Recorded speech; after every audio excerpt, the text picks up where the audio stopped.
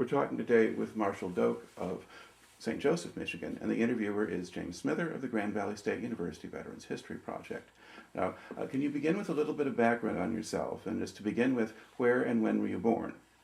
Well, I was born in Sturgis, Michigan, at 210 Grove Street. Like my other brothers and sisters, 4 brothers and sisters, we were all born at home. Okay, and what year were you born? 1921. Okay. March the 3rd, 1921.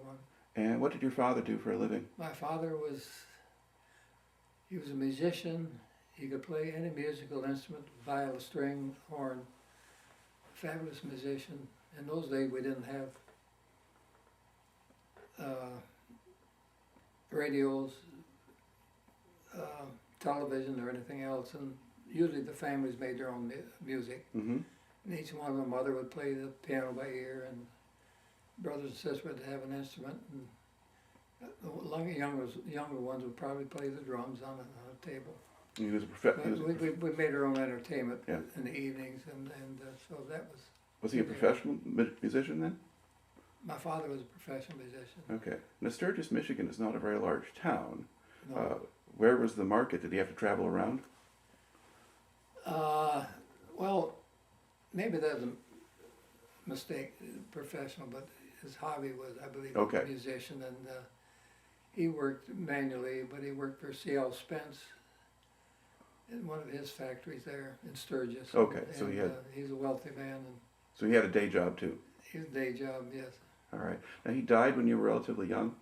Yes, I was about 7 years of age. He died Christmas Eve in Ottawa, Michigan, just outside of Centerville. We had a country store there called Cutler's, and it was the barrels and this and that. But that's where I was raised at 7th grade. Went to the country school. My brothers and sisters all in the same room, different rows. Okay. So And so what was your life like during the Depression? typical. Yes, that was. Yeah, it was. I don't know, but we were all poor. Mm-hmm. It's not a case of different degrees, but we were all poor. So we all experienced, doing without canning and making do with what we had. And Did your mother remarry or live with family or by my herself? father passed on Christmas Eve when I was about 7, and she remained single until about 1933. And she remarried, and so we moved from Sturgis to Benton Harbor. Mm-hmm. So that was a new thing. Sturgis, there were no black kids in school, and that was. But the thing was that we all had one thing in common at school: the blacks and the whites. We had no problems because we were all poor, Mm-hmm. and we'd all be sitting on the corner waiting for the horse-drawn wagon with a farmer driving it and pick us up, and we'd go out and pick berries. Maybe we'd make our 20 cents or 25 cents a day. Mm-hmm. But we had that one thing in common: we were all poor. All And right. And then, did you finish high school? I finished high school. I went to Buchanan, Michigan, graduated from there, and that's when I decided I had to do something. I couldn't get an appointment to the academy. I knew no one. And Now, what academy are you talking about? Naval Academy. Okay. And why were you interested in the Navy? School, I had a scholarship to Rutgers of all places. Mm-hmm. I wasn't an extremely good student, but I was a decent athlete, 17 years of age. I had a lot of potential. Mm-hmm.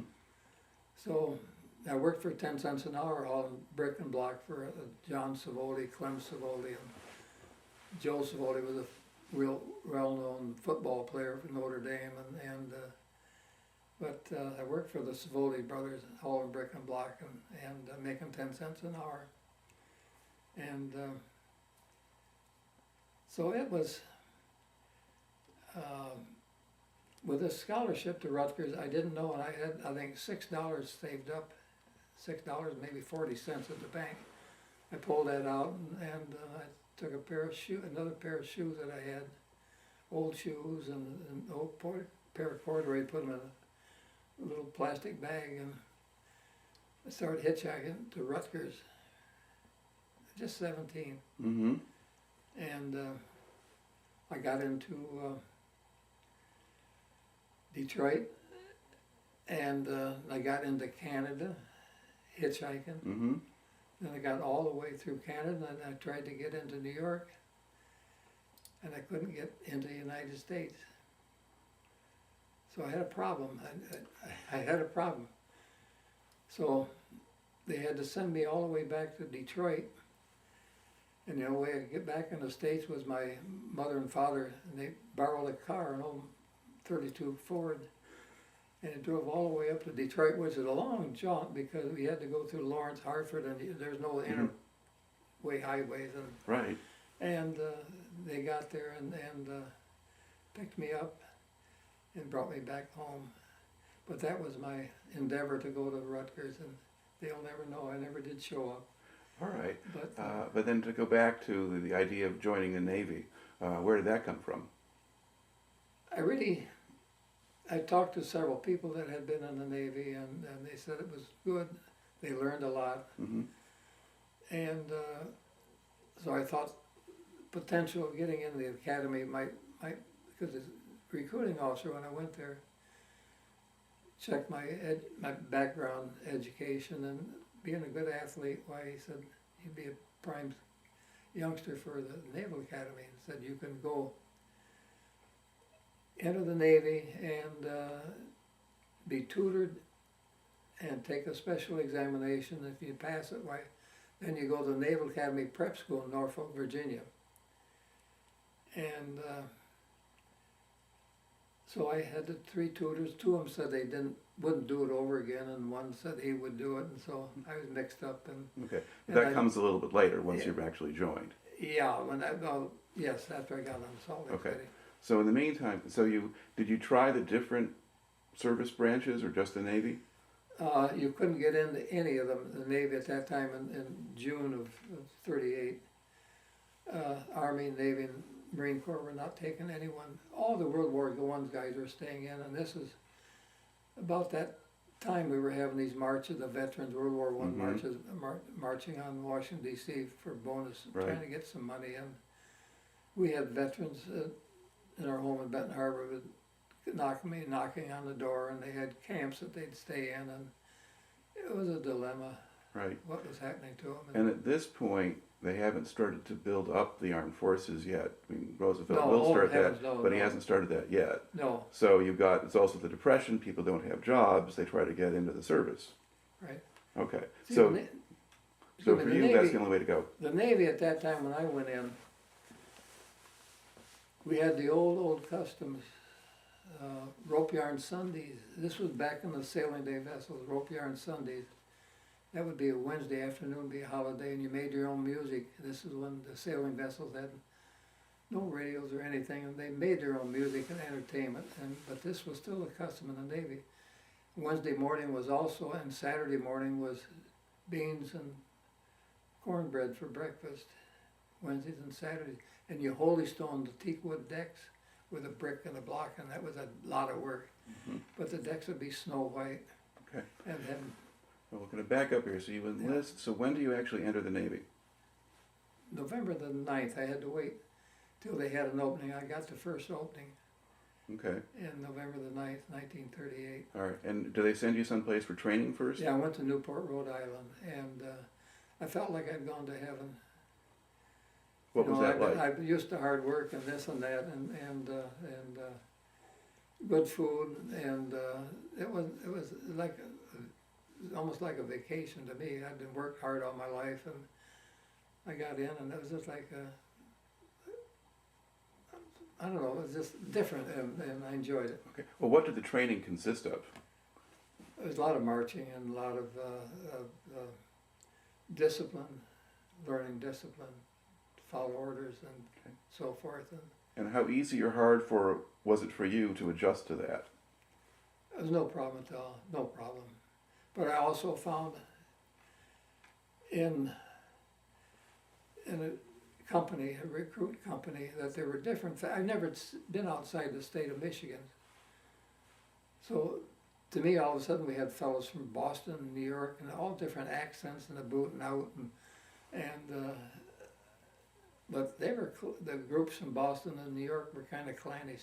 Mm-hmm. They were kind of a little more sophisticated than us country boys. And Right. so they were a little bit on the bullish side, but they forgot that we could handle ourselves pretty good. So I at 17 I was fighting Golden Gloves at home before I went into service, and I was training, and so You held your I own. held my own. I mean, it was, there's some stories there, but I won't go there, but All right. I got a lot of their respect. Okay. How long was the training there? 4 months. Okay. And so you got there because it was getting to be winter then. Because Yeah, it was winter, End of yeah, years you got there yes. in the winter. All right. Now, at this point, do you do anything on board ships, or is it all just classroom and marching and? Well, we did work. There was one ship. There was Ironside, the Constellation, and we would go work on that, and we have the honor of working on that. Mm-hmm. And but that was the only ship we saw. But it's quite a historic monument. Sure. That's the old It's still War of active and 1812 still frigate. commissioned, So still yeah. commissioned. Okay. Now, once you finish those 4 months, what do they do with you? Well, I got orders to go to the Cimarron. There was a new fleet tanker coming out, and that was canceled. And they had the New York World Fair being held, and they had me scheduled to go there because they needed someone. They wanted all the marchers, Navy marchers, to be in a 6-foot level. And Mm-hmm. I was one of those, but I didn't go, and they changed my orders again, so I was sent to the USS Houston as a seaman. Okay. And where was the Houston at that I time? had to pick it up. I think it was somewhere in Virginia, and I rode the train there, and then went aboard to Houston, and from there we went to Guantanamo Bay. Okay. This is where the Atlantic Fleet quartered themselves in the winter time. And almost everything was athletic that was going on. Boat crews and races and boxing and wrestling and everyone wanted the big E on the fleet ships, and even football, baseball, it was everything. I was catching baseball on the Salt Lake City team. So Okay. So Salt Lake City was the ship you were now assigned to? yes, Okay. And for the record, what kind of ship was that? that was a heavy cruiser, Right. 8-inch guns and 10,000-ton heavy cruiser. Yeah. And the Houston was also a heavy cruiser, right? And the first division that it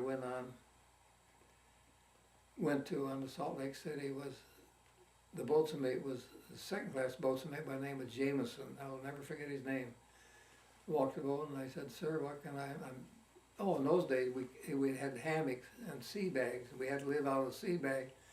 There's no bunks. I mean, it was sea bags and walking up that gangway, with a big sea bag and a hammock. And it's not balanced too good, and you want to make sure you got up without dropping that. And but I reported the first division and changed my clothes and hung my hammock up to the overhead and came back to the boatswain mate and said, I'm back, and take a can of bright work polish and do all the port side forward, all the brass. And so I did. And I saw 3 or 4 guys on the other side, on the starboard side, on their side, not too much motion, but they were doing this starboard side, and I rushed back through, showing my as a good sailor, and rushed back, and I said, "I've got it all done." He looked at me like an idiot, and said, "Why don't you just go back and do it all over again?" So I knew what the real Navy was about, and so I learned. But he knew I was a Naval Academy candidate and I was an athlete, and he hated them. Mm-hmm. So he would punish me, but he put me up with a can of paint up on the boom, up on and we had a big tripod mast, and he put me up there underway, he said, "You can hang on with one hand, but you got to paint with the other." Punishment. And that went on all the time, and so I finally went down to the athletic officer, who was a dentist. I said, "I have a problem. don't know if anyone can handle it, but I explained it to him. He said, I'll take care of that. So he put me in the sick bay as a striker, and I had no other duties than athletic. But I enjoyed what I was doing, and so I was given special duties, and I really enjoyed it. Okay. And so, Now, what does a striker do in the sick bay? well, you're not rated pharmacist mate, but you're still a seaman, but you're striking for a slot. And they would give me jobs. I'd go over to the Marine Corps rifle range, and I'd act as a first aid man. But through that, why, the Naval Academy thing came up, and 3 counselors that I had, ensigns, 2 told me that they would never do it again, and the other one told me that it was great. So I had mixed emotions, and I liked what I was doing medically. So I only had maybe a year and a half to go on the service, and I turned down the Naval Academy, and the captain was so mad when I turned that down, and he just couldn't see. And I said I wanted to go into medicine, and so he sent me off the ship that same day to the hospital corps school at San Diego. Okay, so when was that you started there? That was, I think, in about the end of 39 to 40. Okay. All right. And then what did the corps school consist of? Oh, it was a 4-month course, and it was very concentrated. It was almost night and day, and they were really pushing you. There was no need for it, but there's nothing going on as far as in the world at that time. But and I came from the fleet, so everything that happened in the barracks, it was always the senior person. I should have been responsible. So I'd be the one that be sanding. I never got leave off in that base. I was always sanding big old heavy hospital chairs with paint about 4 or 5 coats thick, and sanding them off. And I never did finish them, but I did finish in the top of the class because I couldn't go ashore. So there was a benefit to it. So you were being held accountable for whatever the other guys in your training unit did if they messed up. So yeah, they come in. Who's in charge here? Why did it? You couldn't blame me. I said, I'm sorry. Okay, put me down. I should do better. I can't control them night and day. So you didn't get to go into town particularly? Not particularly. I did a couple of times. I got ashore, and in San Diego it was always nice because the weather was it was great because it was warm during the day but cool in the evening, and beautiful weather. And I did get to go to Tijuana once, but that was not my cup of tea. So came back, but I had a wonderful experience. I met a lot of young good men, and made got good friendships at the school, and shared in some of their successes. Now, what were they training you to be able to do? Well, in those days, I mean, you were a hospital apprentice, and eventually become a pharmacist mate. Also in this 16 weeks, we had concentrated pharmacy courses, and we learned, in fact, when I was 18, I was filling prescriptions at Norfolk Naval Hospital. I was working on the pharmacy. In those days, there was no generic medicines. You could get aspirin maybe, but everything was compounded or titrated. You mixed up in you go to the National Formulary, U.S. Pharmacopoeia, and all the prescriptions that came in, you had mortar and pestle, and you started making it up. Dobell's mixing for cough medicine. Everything was so different nowadays. So much counting, everything is available, and you just can't count the medicine out. But right. In those days, we had the compound and titrate, mortar and pestle. Okay. Now, were you also learning first aid and things like that? Yes, very much so. Plus, also, then we'd go to the hospital, and we worked in surgery, pharmacy, X-ray, and we had a broad education. Okay. And you said that's about 4 months. This was. And then once you complete that, now we're into 1940 by this time. Yes, Yeah. yes. I went to Great Lakes at the hospital, and I was there just a short time, but Great Lakes wasn't too far from home, so I enjoyed that, and I was able to get back home and be with mother, and my younger brother, and Now, was Great Lakes for more training, or was that now a duty assignment? I was at the hospital. I was a hospital apprentice then, Mm-hmm. and I was only there about 4 or 5 months, and then they transferred me to Norfolk Naval Hospital. Okay. And that's where I really got the training. And might be of interest, I was in a urological ward, and I became senior corpsman there, and we had all the gonorrhea patients and all the syphilitic patients. Mhm. We had no cure for, in those days, for gonorrhea, we had no cure. All we had was big L Valentine irrigators and irrigate, and we'd put the infection back further in the prostate and the bladder. Mm-hmm. And syphilis, it was a 4-year treatment, arsenicals and heavy metal like bismuth. And no, still it wasn't a sure cure. But we had, and also we had all the gonorrhea ophthalmics and all the gonorrhea patients would eventually end up with gonorrhea arthritis, and it was a sad situation. Mm-hmm. But and Massengill Company came out with a product they called Prontlin. It was basically the first sulfanilamide that came out derived from coal. And I heard about this, but also they had, in those days, the supervision on new medication was very narrow, and manufacturers could bring it out. In fact, they brought out Prontlin as a elixir, and they had it, ended up, I think they had 80 or 100 deaths right after it came out. But they made it in pill form, and I wanted to see what was happening. And they had a young patient, who was like 17 years of age, had pneumonia, and they administered this Prontlin pill to him, which was the first sulfanilamide. Right. And he passed on.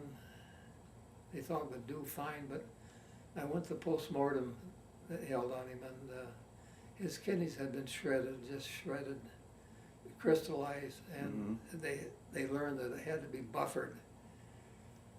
So one thing led to another, but this was the early penicillin or sulfanilamide. Yeah. So the very first stage of antibiotics of some kind. But Yes. they hadn't tried it on gonorrhea, but everyone that had gonorrhea that ended up with prostatitis and complications, and even we would induce toleremia, we'd give them milk shots to give them a high temperature, because this would seemingly help them with the arthritis. And it was there's not much you could do for gonorrhea or syphilis. So that in those days, this was 39, 40. Yeah. And it's interesting to talk to a urologist one day, and that's way behind them, and they don't realize what it was like. Mm-hmm. Yeah. And so now, when did you, I guess, while you're living in Norfolk, you're at the Naval Hospital, what kind of relationship was there between the community and the Navy people? Norfolk was a Navy town. Portsmouth was a Navy town.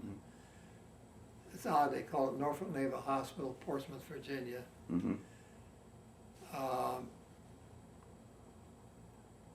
That was comfortable. I mean, it was decent duty, but it was almost all Navy, Norfolk Navy and Portsmouth.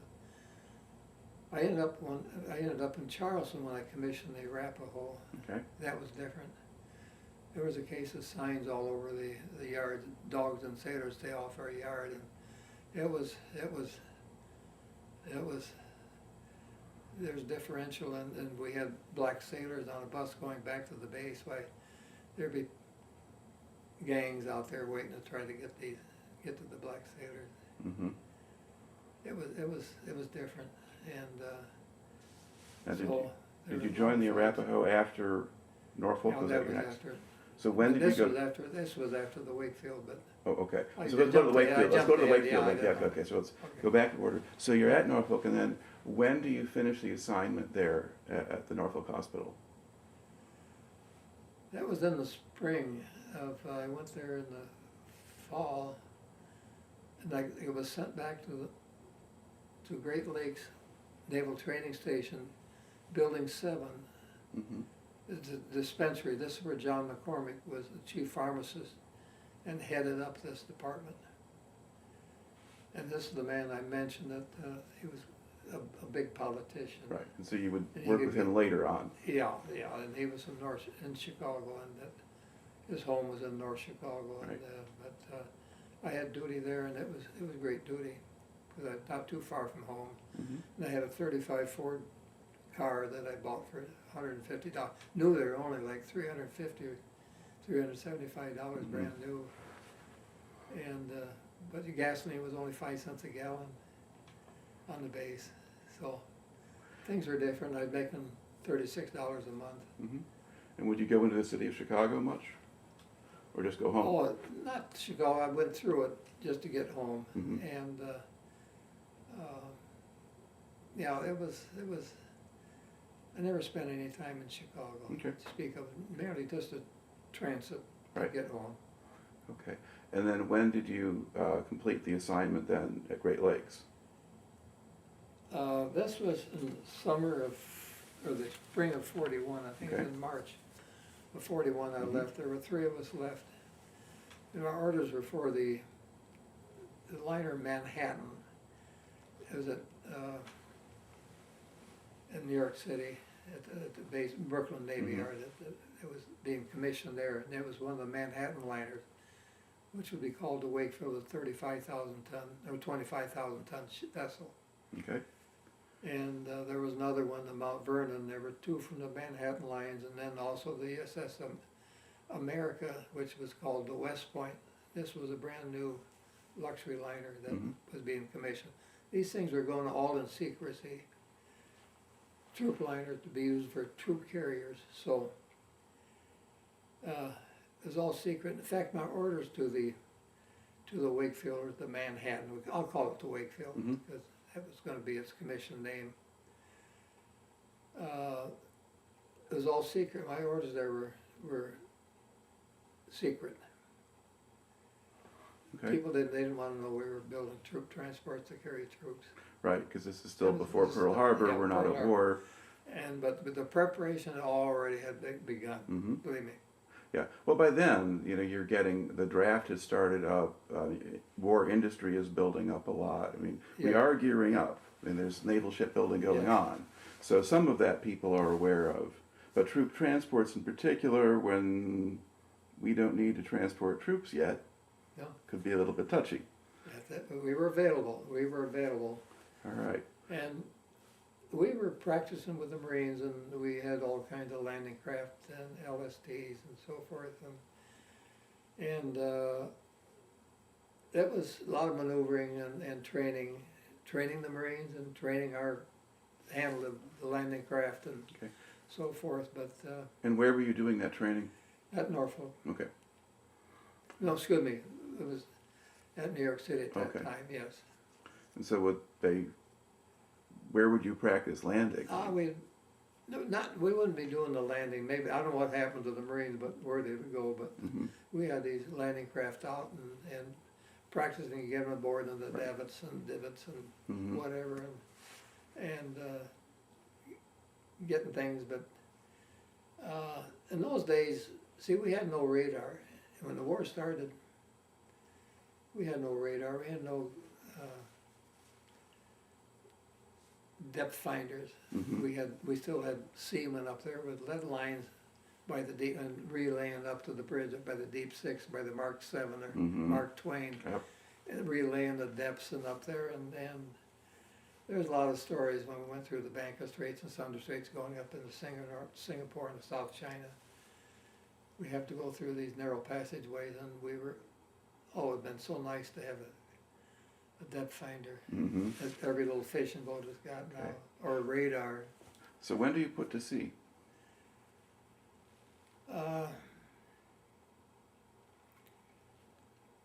It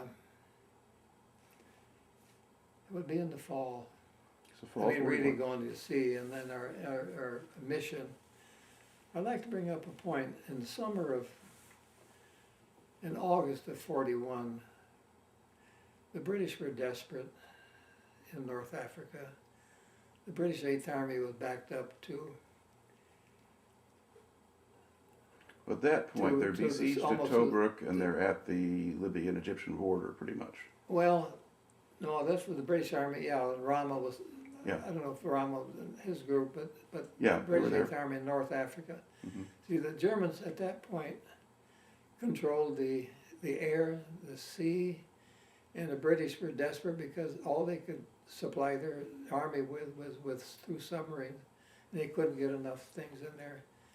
But the British armies backed up to Alexandria, Egypt, right near the Suez Canal. Well, not in and they were 1941, losing. They were desperate. Yeah, but they were in Egypt, but they were at the Egyptian-Libyan Yeah, right border. at the border, Yeah. right backed up, Yeah. and but they needed help. Mm-hmm. So this is where, in the middle of August of 41, Churchill and Roosevelt met the Atlantic Charter. A great charter. But it was at this point that the British were desperate, and they had to get troops or something, or supply North Africa. And Roosevelt and Churchill met. This was a war council, and they met for over 7 days.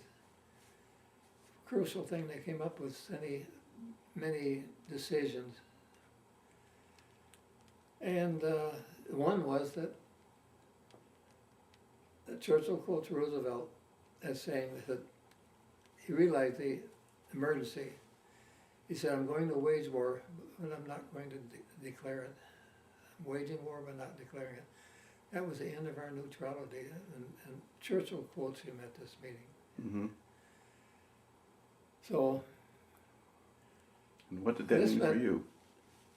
and this meant that I don't think Roosevelt knew what he was getting into, because he couldn't explain it to the American people. Mm-hmm.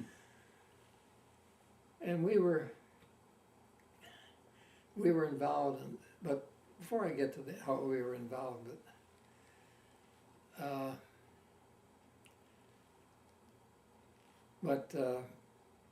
the agreement was made between Churchill. FDR said, "Yes, we will take your troops," but they had to get their troops out of Britain on their own ships.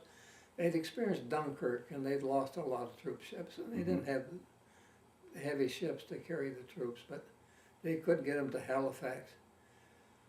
So we sent an escort group consisting of the New Mexico battleship and one of the carriers, and a group of heavy cruisers, destroyers, and they met the British ships maybe 150, 200 miles from England. And when they saw, and this was a surprise to all the troops in the 18th Division, there's like 25,000 of them. And when they spotted the American ships coming, it was just rip, rip, hip, hip, hooray all the way through. That the Yanks are with us, Mm-hmm. meaning that we were now in the war with them. I mean, we were no longer neutral. They saw this, and I have some things here that explain that. But they were escorted. We were already at Halifax, Nova Scotia, our groups. Mm-hmm. 3 big ships, and there were 3 other transports, small ones. And they came in the evening. That group came in, and under cover of darkness, all the troops came aboard our ships. This was in the fall, Mm-hmm. late October, 1st of November, 41, Right. before the war. And they'd taken on board our ship. We'd stopped publishing our newspaper. We didn't want anything to get into the British troops' hands, so they had proof that they were on board our ships. Mm-hmm. They took our radios from us, and we took our cameras from us, and everything was censored, or no writing at all from our ships. And so it was a different world. Right. We were at war, as far as we were concerned. How much contact did you have with these British soldiers? Much so, very much so. And most of it was linguistic. We had all the Cockneys, and we had the Irish, and we had the Scotsmen, and we had a different dialect, and oh my God Almighty, it was just it was so much fun talking to him. But the greatest fun the British had, we had on board our ship, we had a fellow named Richard Kincaid from Mississippi, and wonderful young man. But he talked so slow, and they were around him and they laughed. They were not making fun of him, but they enjoying the conversation. Mm-hmm. Say something, and they'd get him to talk, and he would. What they would take just a second, like he'd take maybe 2 minutes to get it out, and they just couldn't get over that. How someone could talk so slow. All right. Now, where were you sailing to? When we put to sea from Nova Scotia, we were heading to Cape Town, South Africa. We didn't know what our destination was going, or what our end destination was. Yep. But we knew once we started on this trip that we'd never get back to the States till we were at war. Mm-hmm. We knew that we could never be allowed back what we were doing, because we were no longer neutral. Right. Okay. So now, were you in convoy at this point? Yes, we had a big convoy. We had eight destroyers. I have all the names of them, and we also had the heavy cruiser, the Vincennes and the Quincy. And we also had the fleet tanker, the Cimarron, the first of the big new fleet tankers. And we also had the aircraft carrier, the Ranger. Okay. But our next stop, we were running into submarines, no problem to drop depth charges. In fact, we ended up in Trinidad. We had to get the troops, because they were bunched up, and we had more than adequate, but it was just, they were stacked up, and they had to get them out to walk. They could walk the gang. We had maybe over 5,500 of them on board our ship. Mm-hmm. But we ended up in Trinidad, and we were there for a couple of days and get the troops some relaxation, and then we left there and were on our way south. Did you have any security procedures in place to try to make sure nobody knew American ships were carrying these British soldiers? No, it was obvious in Trinidad. I mean, of course, that was our first port. Yeah. And in Trinidad, I don't know if it made that much difference, but the problem down there was that you could buy a case of rum for $3, and the British had that amount of money, but and so did the American sailors. So there was a lot of rum consumed, and there's a lot of captain's mass aboard ship. But the thing that the interest is, when the British ships came up, or British crew or troops came aboard our ship, see, we had butter sitting on the table, and we had sugar. These are things they hadn't seen, and they were putting sugar in their pockets. But also they were served fresh fruit. They hadn't seen fresh fruit. They had cantaloupe, maybe a slice of cantaloupe. They hadn't eaten like that, and fresh fruit and this and that, and so. But we also, the troops and the crew, we had to stand to eat. We had all kinds of, along the bulkhead, we had these little stands, and we would stand and eat. Hang on, be at sea, and you'd try to eating, and no sitting down. It was uncomfortable, but we got by, and that's what we had to do all the time on the Wakefield. We had to stand to eat. It was difficult, but they got, after a week or two, the British troops, they were bitching just like the rest of us about the food. And they had eggs, and they had bacon and this and that, and they hadn't been used to that, but after a couple of weeks, they got used to it. That was great, and human nature took over. Okay, so you go from Trinidad to Cape Town, is that your next stop? We went to Cape Town, and it's interesting.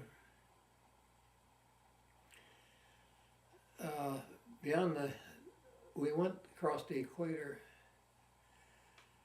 Now, everyone was a pollywog.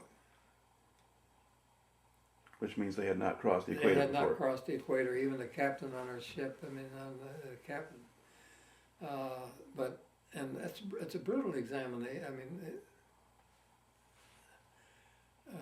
examination test. But the main thing is to be the first one through. What were they doing? Oh, there was paddles, and one of the things was we had a big black ship's cook. He was the Neptune's royal baby. Mm-hmm. And everyone had to kiss the Neptune's royal baby's belly button. Now, we had a lot of Southerners on board our ship, and that was not going to happen, but believe me, it did happen. And there was a lot of paddling, and it was rough. Mm-hmm. But they all kissed the royal baby's belly button, and which they said they would never do, but it happened. So there was a lot of fun, but there was also a lot of casualties too in this group. And so that's more work for you? Yeah, yes, a little bit, but, Okay. but on board I think it was on board the Vincennes, the medical officer made a complaint that he had to go through this exam, but he thought he got punished too. I believe it was on the Vincennes, but I have a report in my files, but he filed a report to the Navy Department, said it was too brutal. Mm-hmm. But we did get through it. But not too long after that, the Ranger, the aircraft carrier, left us at Trinidad, Mhm. so we were on our own. But with the two cruisers, each had two catapult planes. They were Curtiss SOCs, Mm-hmm. and each cruiser had a detachment of Marines, and the Marines would have the number 4 turret on most of the cruisers. They would man the number 4 turret. Mhm. But also the Marine officer was a pilot. So he was in charge of the catapult planes. But our main pilots were what they call APs, aviation pilots. They were enlisted men. Mm-hmm.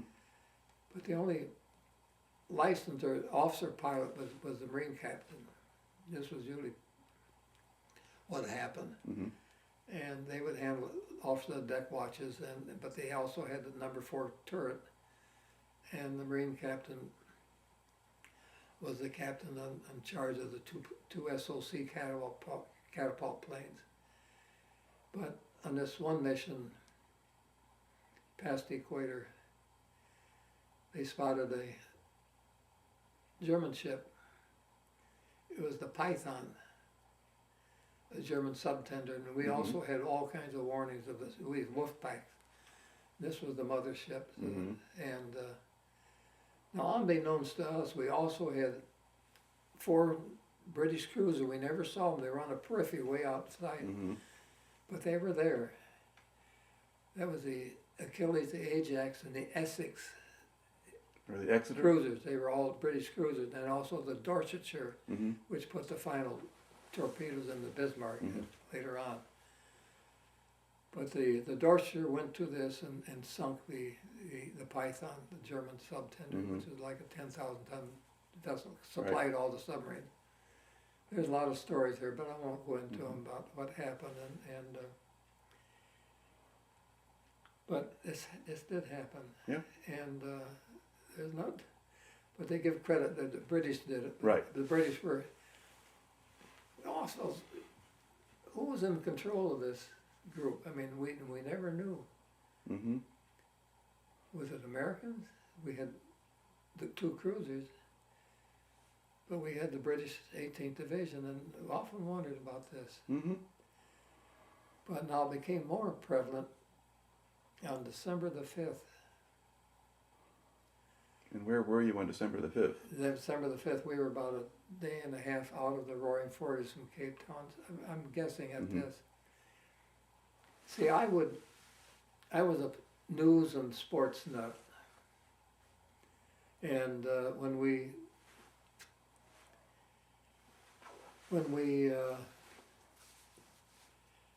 the British came on board, we stopped publishing the newspaper. We didn't want any of this to get in their hands. They didn't want any record of their being on our ships. Mm-hmm. And so I would go up to the radio shack and I could walk in and I could get the news, what's happening at home and the sports news. And But then December the 5th, I walked in and no security to speak of other than I knew the fellow at the radio shack and he said, man, there's a lot of messages coming through. And he said, something's going on. And just like he didn't have to hold to security. I mean, it was just, he said, look at all these things. We had all the coordinates. Said there's several Japanese task force in South China, and it looks, and we had all the coordinates. We started checking the coordinates. Like one group was going towards Malaya Peninsula and Singapore, and there's another group going towards Philippines. But it listed all the ships, cruisers, troop carriers, supply ships, tankers, and everyone was listed. They probably had 50, 60 ships. And the coordinates kept changing, and he said, God, he said they should be hitting by tonight or so, or we also forgot about the international date line. And this is what I think a lot of people forgot. They were a day behind us. What we were getting was they're going to be hitting on the 6th, so it would be the 7th for us. So well, the 7th I went back on the 6th. The next day I went back on the 6th of December. And I went in there and said, okay, what do we got? And he was telling me, he said, Marshall, he said, you won't believe this. He said, there hadn't been one single message coming across. Yesterday there was nothing but message after message. On the 6th of December, no messages. They've got to be hitting. And it was that night. He said, we did. Yeah. Well, where you were is sort of at the head of the cycle. Hawaii is at the very end of it. Why is there what? At the very end of it, because they're on the American side of the date line. So where you were. Well, we were on a conventional. Yeah. I don't know how they differentiate, but the internet. We were on the 7th. Yeah, you were on the 7th. But the 7th comes to the Indian Ocean before it comes to Hawaii. Well, the international date line, I think, was. Oh, I've been across this. But regardless, though, but there's a point there where it was December 6th, where you are. Now there's radio silence. Yeah. And so something is obviously something's going on. Something's happening. But it was that night we were called general quarters, and we all assembled. And this was at night. I don't know what time it was, but the captain came on the radio and said the Japanese had just bombed Pearl Harbor. The thing that I think back.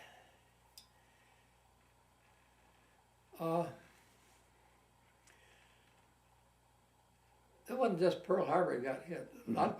Everything was Pearl Harbor, but they also hit Malaya Peninsula and they hit the Philippines. Right. That was our possession. Right. But you don't hear anything about this. But they hit, in fact, they had hit a little earlier there in the Philippines. Somehow.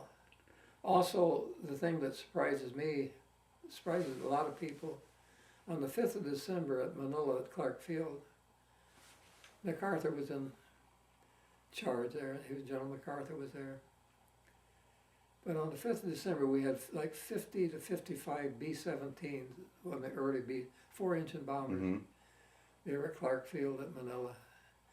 And they were taken out of the revetments and lined up wingtip to wingtip. And who can account for that? And the Japanese hit. I'm not going to say, I can't tell you what's the 6th or the 7th out there, I've forgotten. They hit in the 7th. And they took every one of those B-17s out on the first flight over.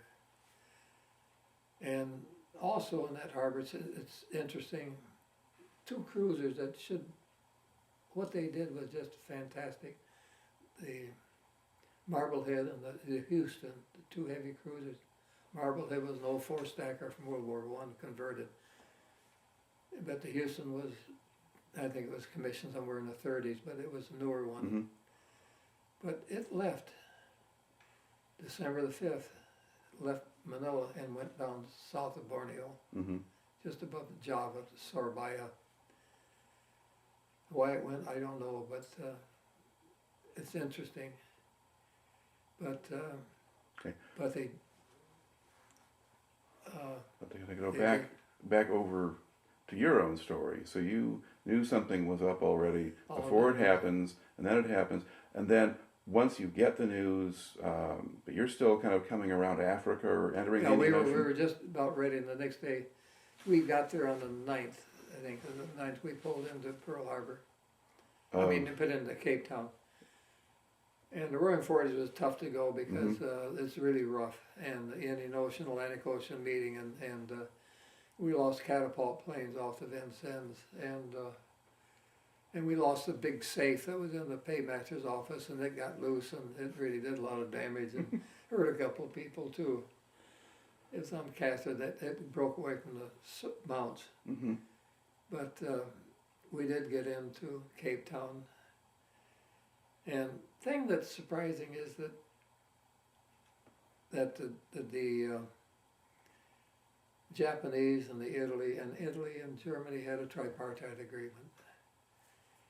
Whoever attacked them, or they attacked it by the others, would have to go into war with them, and so no one had to wait.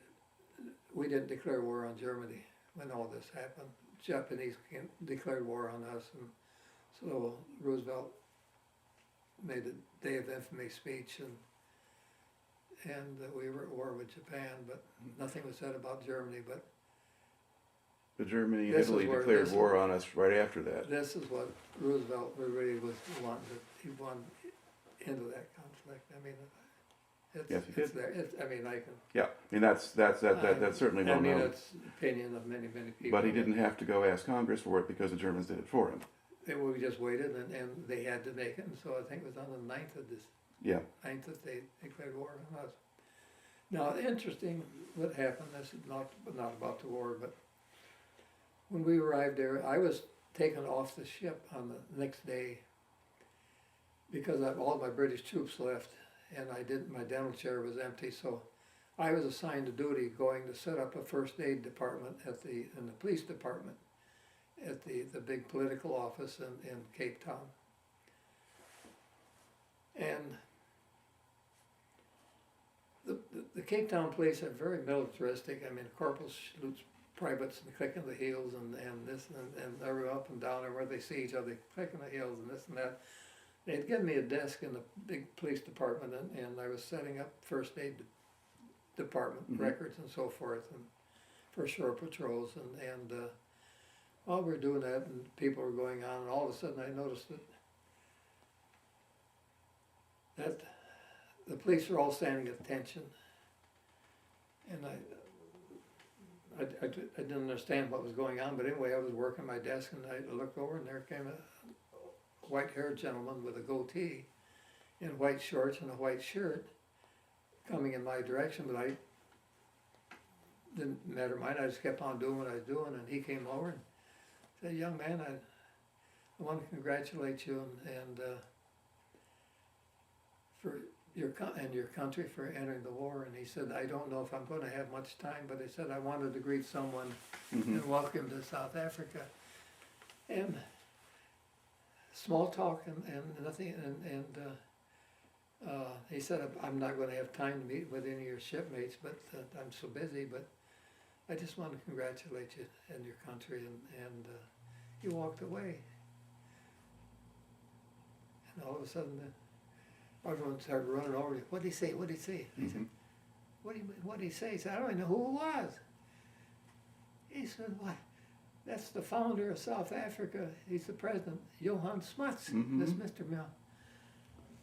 I just been, and the thing is, he never did meet with all the other ships. He didn't have time, but I didn't realize at the time that I was receiving his greetings. Wow. Okay. And, but I was just, Yeah, well, that's I worth never putting in the story, realized that yes. till later. Then I found out that he had never met, and this was Johann Smuts, gentleman, but he never gave me his name. So I did treat him with respect. I stopped doing my work. I mean, But anyway, but this was a side story that Right, sure. has never been told. I just, About how long did you stay in Cape Town? enough time to get the troops rested. Okay. And a lot of things were going on. I mean, in my own mind, I was a history nut, and my father taught me, he said, everything's not what he taught me as a kid. He said, don't always believe everything, make up your own mind. He said, Mhm. But I couldn't figure out who's in charge here. And even when we got the records, where did these messages come from? Were they coming from the British Mhm. or from the War Department? And asked me, I said, I don't know. But it was so lax in the radio check that it can't be coming from our government. It had to be coming from the British. Mhm. Now, also on the History Channel, I don't know how many years ago, but I watched them.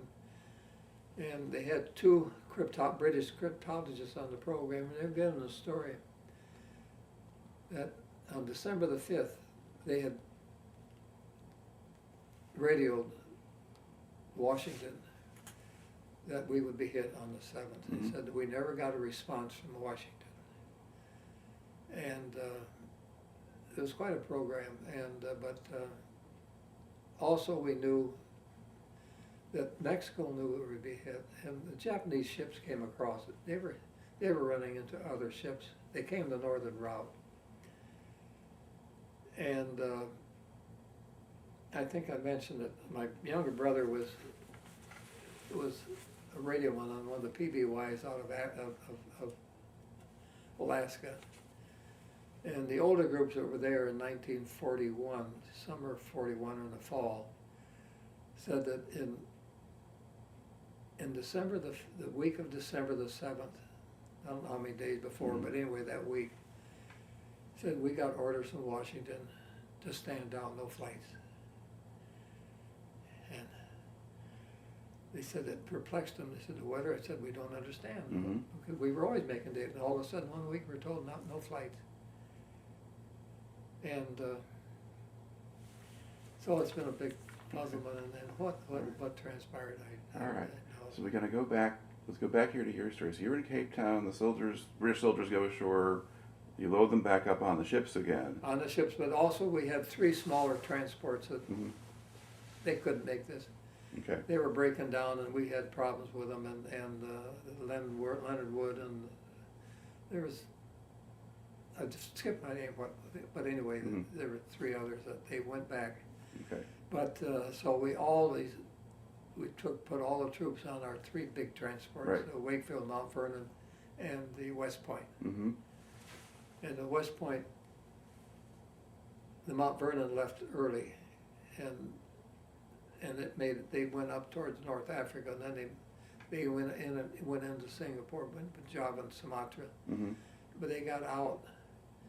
And then the West Point and ourselves left on a British escort. I mean, I've seen some records where we had a couple of our destroyers. I don't remember our destroyers, Mhm. but I think that the Ajax and Achilles and the Dorchester, I had many a pint with Dorchester sailors. Mhm. We'd go and have a beer someplace at Bombay or Ceylon or someplace. But great guys, and a lot of history that's really not known, but Mhm. it happened. But And where were you sailing to? from there, this was always a surprise. I mean, where we were going, because it was so secret what we Mhm. were doing, and we ended up in Bombay, India, with the West Point and ourselves, Mhm. and we were there.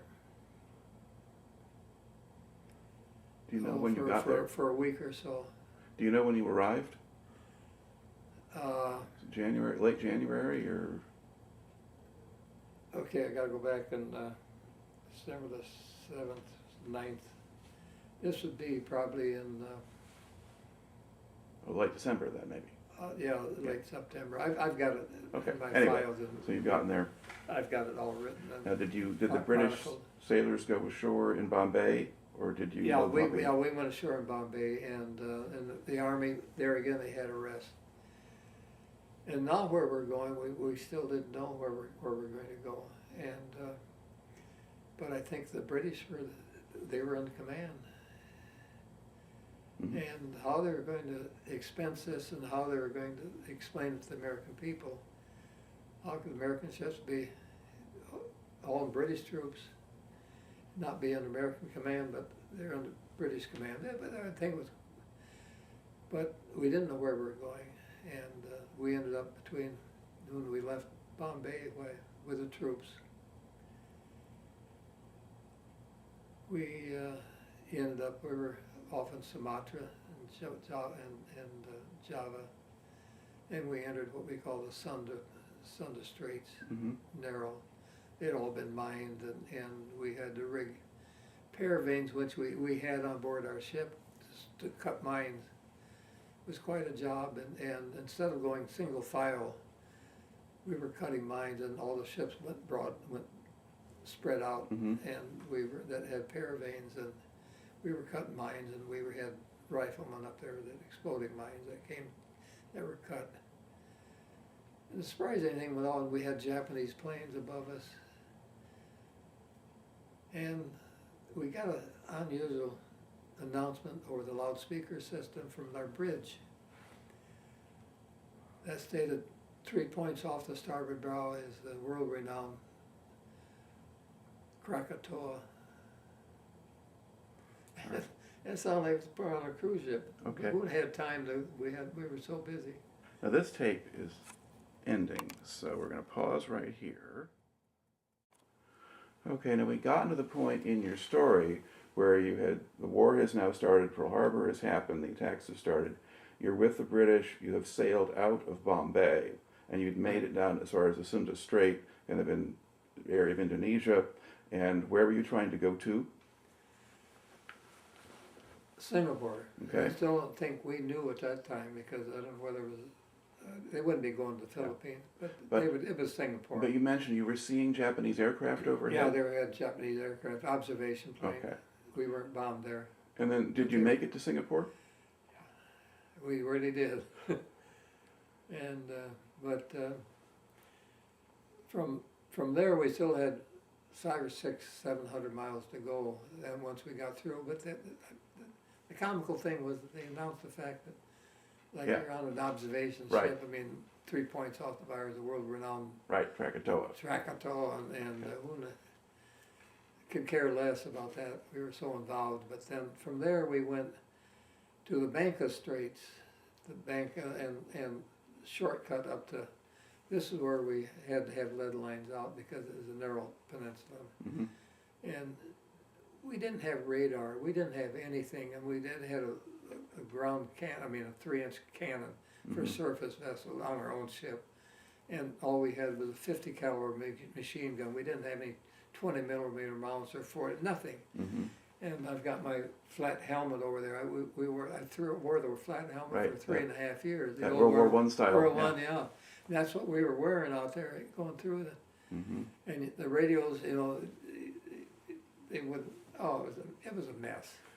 Did you get attacked while you were approaching Singapore?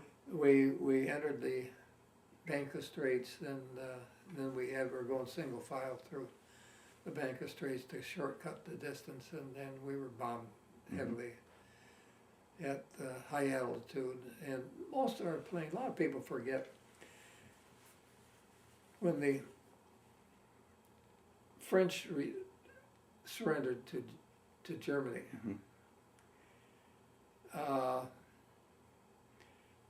French Indochina became Japanese. Mm-hmm. They took over all like Saigon, and then all our bombing in the Singapore and the Philippines was from Saigon. I talked to the Vietnam group and said, I got bombed there too, but they were hitting us in Singapore and then the Banca Straits and so forth. But now, did your ship get hit? yes, we got hit. We got hit hard. I took it anyway. We made it into Singapore, and they were being bombed. It was around the clock bombing, and it'd be always 54 planes, 2 groups of 27, usually Mitsubishi Betty bombers, two Mhm. engines. They were also, it could be used as torpedo planes. But when we got in there, we found out that we could usually tell when the air raids were coming. There were sirens, but we could always watch the airport. We were in Keppel Harbor, and we could see a Brewster Buffalo. This was a American-made fighter plane. It was worthless, Yes. damn thing. Brewster Buffalo. And they had a couple of PBYs, and we saw them take off. Well, we knew the Japanese were coming, and so, and then a little later, by then the sirens would go, Mhm. and they would hit us, and so we were on constant bombings, and that one day, we just unloaded the Japanese, or the British troops had been unloaded, and we'd gotten maybe 60 patients out of the sick bay, and it was about 11 o'clock in the morning, and two groups of 27 Japanese planes came, and they were stick bombing, meaning that they concentrated and they'd go in formation and they'd all drop their bombs at one time, and we call it stick bombing. Mhm. And we took a hit, we were hit hard, and we took the bomb hit in the sick bay. And I was in the sick bay, and I was a very, very lucky man, but I was unconscious. Mhm. And, but fortunate if it had been an hour or two ago, we'd had all these patients in there. But they'd been evacuated, but there was a lot of chaos after this, and sick bay, and we'd done everything wrong medically in the sick bay. We hadn't dispersed medical equipment like we should have. Mhm. And our after dressing station was nothing but bulk tape and gauze and non-sterile items and bulk supplies and nothing in sterile dressings or surgical dressings. But I was taken back. I don't remember it. Mhm. A friend of mine from Grand Rapids, his name was Paul Cronce, C-R-O-N-C-E, one of my best friends, was an ambulatory patient in a sick bay. My childhood sweetheart had moved to Grand Rapids, and that's the reason I found out he was from Grand Rapids. Mhm. So I contacted him, and we made friends out of it. And did you know Barbara Fowler? And he said no, but I said, and she lived in Northeast, 1428 Bemis Street, Southeast. Mhm. Still remember her address. Still, I can't forget it. So we were real. And well, we were good friends, and we were on topside together, and then the planes came, and so we saw the Brewster Buffalo, the one or Mhm. two left, and take off in the PBY, and so we saw the planes coming, and so we ran down in the sick bay. And he was just ahead of me, and that's all I remember. Mhm. And but I don't know how long ago, but later, but I was standing up, and after, I didn't know where, I mean, I just stood up, I'd lost, I don't know what had happened.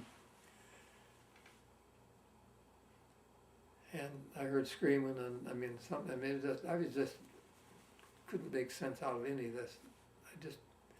And someone was yelling my name, and it was Dr. Gillum, who was all by himself. And he saw me standing up. I must have been, there's a cot next to me, but I must, for some reason, I stood up.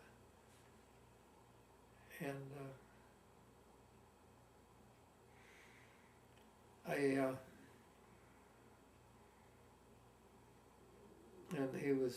he tossed me a bottle of morphine syringes.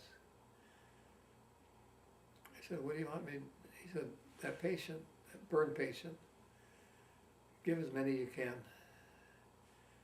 And then I started to comprehend what in the hell, I mean, it didn't Mhm. make sense, but, and so this patient was so horribly burned, and I tried to put a syringe, trying to find it, I mean, you couldn't, I just had hands full of flesh. Mhm. Third degree burns all over his whole body, and just was horribly burned and screaming. So all I could do, I couldn't find an artery, I mean, just couldn't find it. So I just started putting syringes, these morphine tartrate, 1/4 grain, aluminum. And I had, anyway, but he was, it seemed like I gave him 20 or so, and he just wouldn't stop screaming. Finally started quiet down, and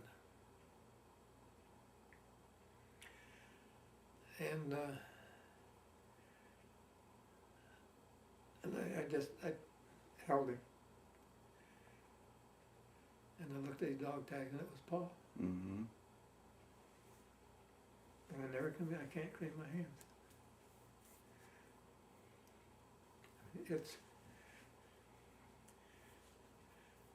That's just a tremendous shock. But I tried to tell someone that we won't print it. You can't.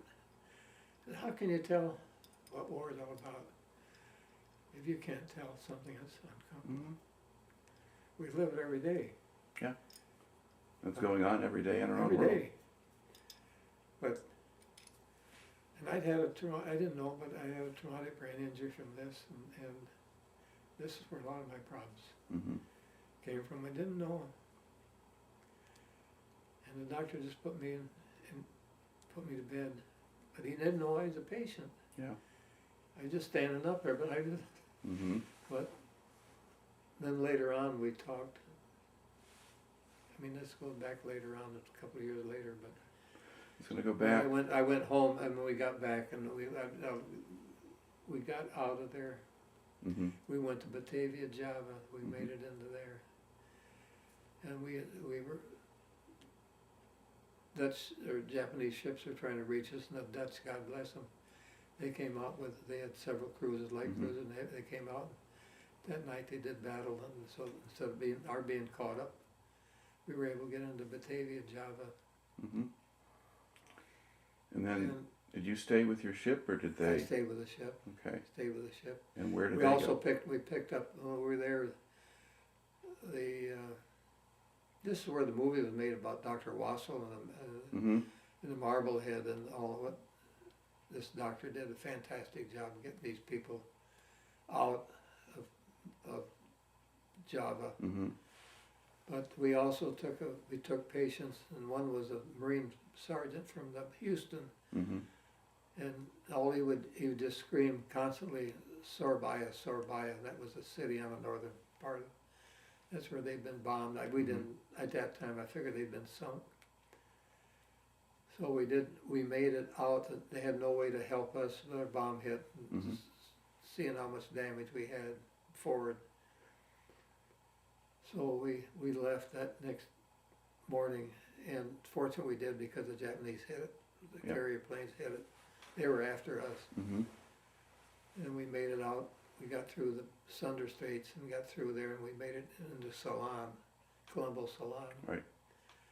And we tried to get help there, and the story there is Star Sapphires.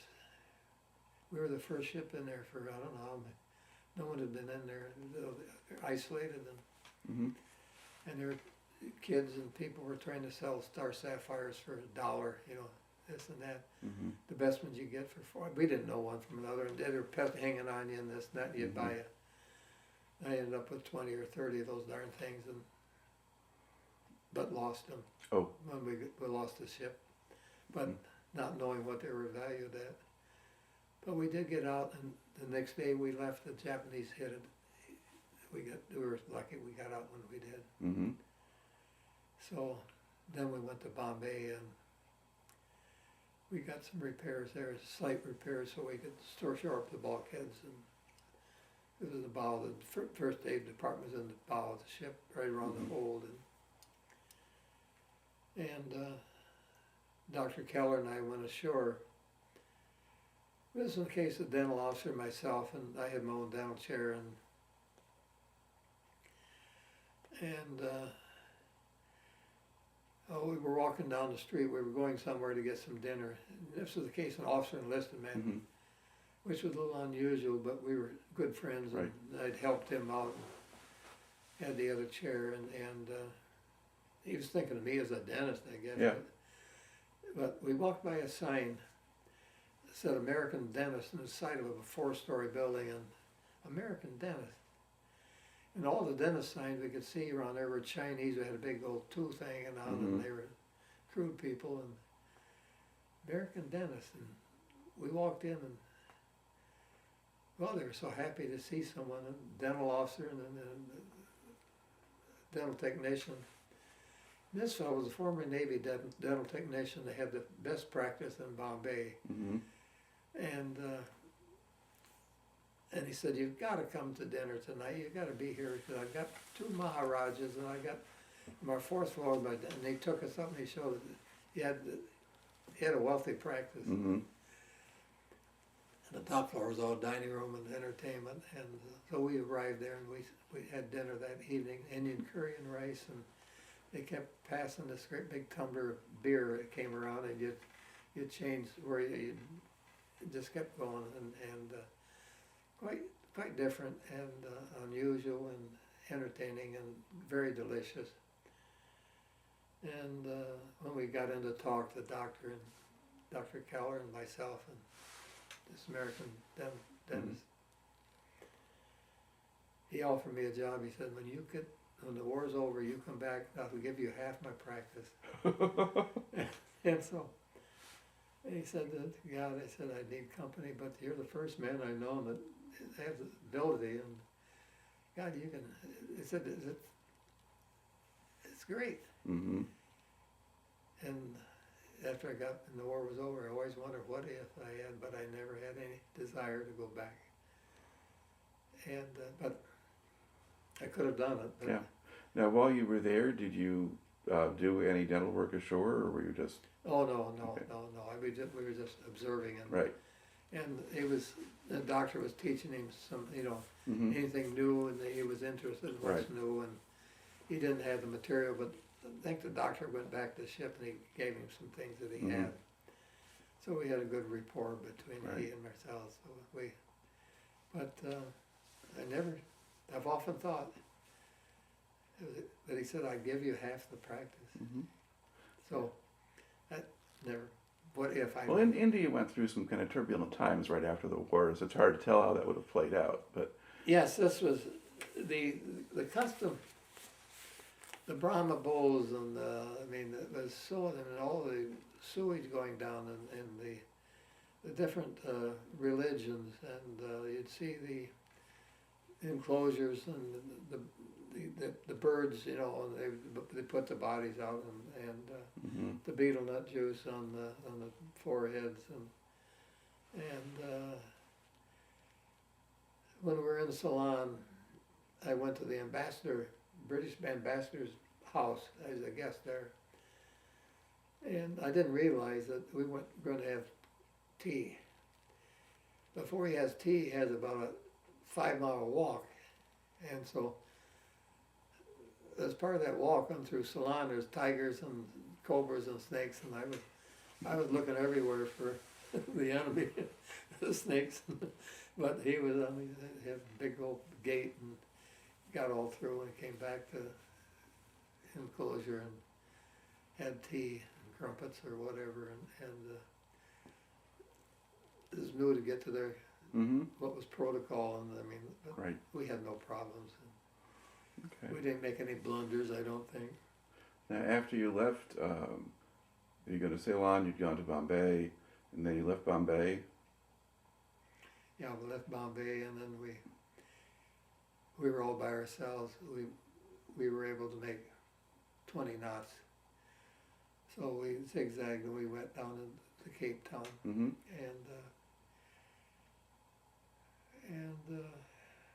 it was a little different this time back than it was the other time. It was so new, and the war had been on, and we were anxious to get home, and so we left, and we made most of the trip by ourselves. We could maintain speed and zigzag, and when we got near the equator, by then we had destroyers with us, and so we made it back into New York. Surprising even going into New York. This was so secret, what we had done. Mm-hmm. But when we entered the harbor, all the ships were spraying their hoses and the horns, and they were greeting us. Mm-hmm. Because we were the first ship out of that Pacific, banged up, and I said, it's such a secret. Now, how do they know all this? Yeah. And all the tugboats and all the waters and greeting us into this city. All right. Now, once you get into the harbor, does the ship go into dry dock to get repaired, or what happens? No, we went to, they couldn't do it there, so they sent us to Philadelphia. Mm-hmm. And we had a pilot on board when we ran aground. Okay. And all that was, we ran aground at Philadelphia, and so all our repairs were done at Philadelphia.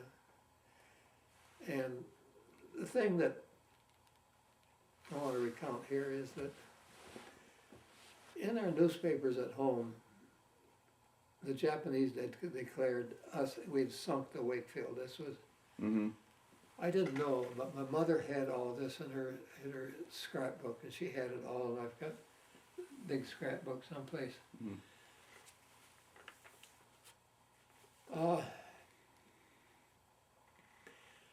She had this, and the War Department came out and made a statement that the Wakefield was not sunk. This was in our local papers, Mm-hmm. and their wisdom was so bad that they stated the Wakefield had been hit in a sick bay and all the medical department was killed. Oh. This was in our local papers. And I didn't know it, but my stepfather, told me after I got back that my mother had called the War Department. And they said, this is a fact, this is it. It was in there, and we released it and said, he's been killed. Mm-hmm. So when I got back to New York, I called my mother. And we just got on the phone. We had never had a phone before. Mm-hmm. I got on the phone. I said, Mom, this is Marshall. Well, she said hello, and then I told her, I said, Mom, this is Marshall. And there's no response. I said, Mom, this is Marshall. She still didn't respond.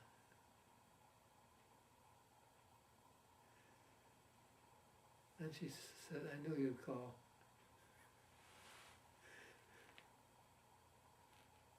So she was still hoping that Yeah, that report was wrong. she never told my brothers or sisters Mm-hmm. what she'd seen and what she'd been told.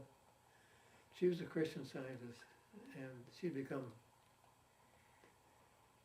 but she, very devout person, Mhm. and so, me being in the medical department, she didn't. But anyway, she found out I wanted to go to dental school. She said, I'll do laundries, I'll do anything to see that you get there. Mm-hmm. So, anyway, but it was sad, but I never should have gone back because the PTSD was so bad. And when I got back, I was the first one back from the war, but this had all happened right at the start of the war. And Mm-hmm. I came back in March, and there hadn't been anyone, there had been no other action other than what we were. Right. In that south, in the Java Sea and that group, we had no reinforcement. Those Mhm. poor guys. The Philippines, no reinforcement, nothing. It was a lost cause. Yeah. And no help, and we didn't have the equipment. We had nothing to fight the war with. And we were so lucky to be able to get out of it Mhm. and come back. But to get home, then they were worried about sugar rationing and tire or gas rationing and this and that. They didn't know anything about the war, and Right. I was just, I couldn't talk, and I went home. I went back to the ship. I couldn't Mhm. take it. I just couldn't take it. Okay. So about how long do you think you stayed home? Oh, 10 days. I had 30-day leave, or 10 or 15 days, but I just wandered, and I had no Yeah. one to talk to, and I Mhm. couldn't, and I was, before I left the ship, they set me down, and two officers, exec, I think, came up and said, you can't say a word about where you've been, what you've done, Right. you can't say a thing. So I came home, and I'm supposed to be joyous, and home Mhm. on leave, but I was still at war, Right. so Okay. it was hard. And then, did you go back to the Wakefield, or did you change ships? I went back to Wakefield, Okay. and went back, and they're under repairs, and I felt more comfortable there than that and trying to see my friends who didn't know anything about the war, and Mm-hmm. I couldn't talk, and I had my problems, and Mm-hmm. And do you go back out to sea with the Wakefield? yes, the next trip was to go to New Zealand. Okay. We took the group that went into Guadalcanal, we took the first Marines, I believe it was the first Marines. It was. And I'm unsure, but we did it all by ourselves. We went through the canal, and no escorts, but we were able to do 23, Mhm. 24 knots and zigzag, and got to New Zealand, and it was a new experience, and steak and eggs for breakfast, and different type of people, and down to earth farmers, and the Marines made a lot of friends, and a lot of them married Mm-hmm. New Zealand girls. But they went to Guadalcanal, Right. and What impression did you have of the Marines? How were they different from the British soldiers?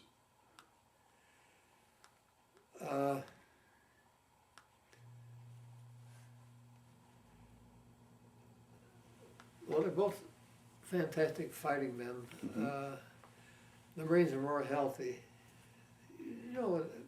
After 4 years of the war, the British, no food and no this and that, and it looked to me like most of them, they were husky, but I mean, they were emaciated, Mhm. but it seems like the Marines were more robust, and that didn't mean that they're better fighters or Mhm. anything. I don't want to compare that. But they probably had been better fed. They had more congenial, but the Marines, I mean, the British were Mhm. they were congenial and nice, and much more nicer than probably the Marines. And Mhm. they were tough, a little more difficult, Okay. harder. So, but the New Zealanders were entirely different type of person, and steak and eggs was so friendly. Mhm. And but the next trip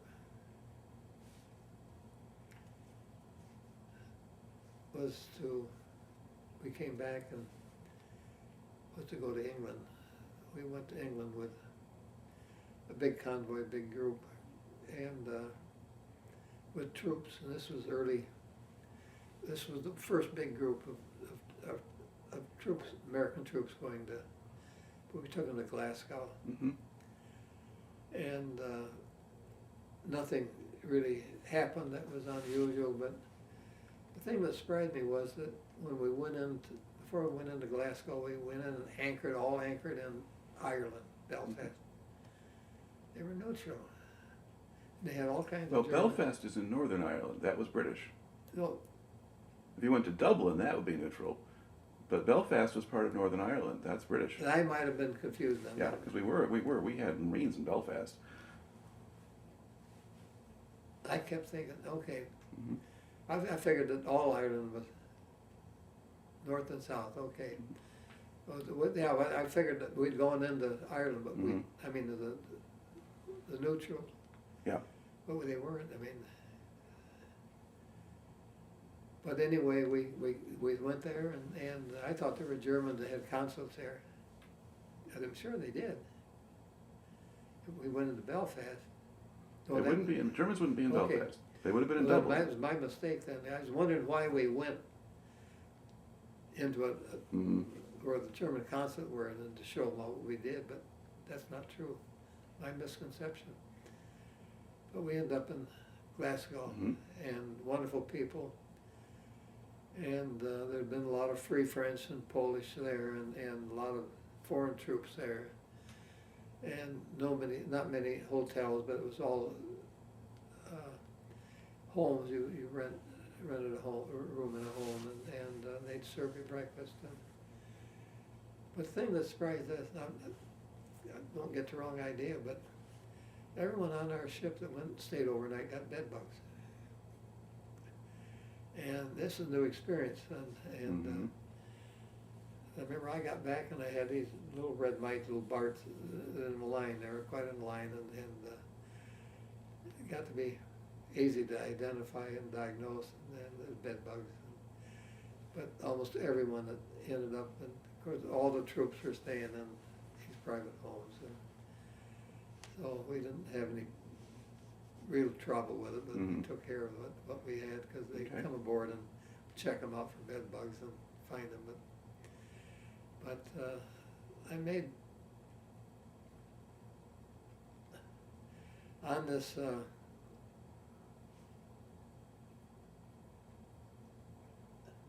I had one friend I left at Singapore. It was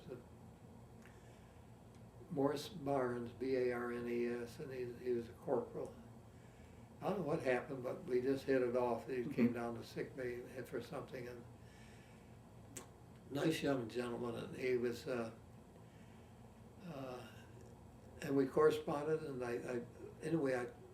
he was a prisoner of war for, I didn't know whatever happened after we left Singapore, but he was a prisoner of war all through the war, and then I kept corresponding with the wife. I sent her some pictures that we'd taken in Cape Town, South Africa, and we corresponded, and when the war was over, I got a letter from him that said he died a week before the end of the surrender. Oh. But this was not untypical, because so many of them were executed at the end of the war. They had complaints against Japanese troops, and so they were. All right. Go back again into your main story. So we've gotten you as far as Glasgow, Scotland, and then you leave there. Now where do you go?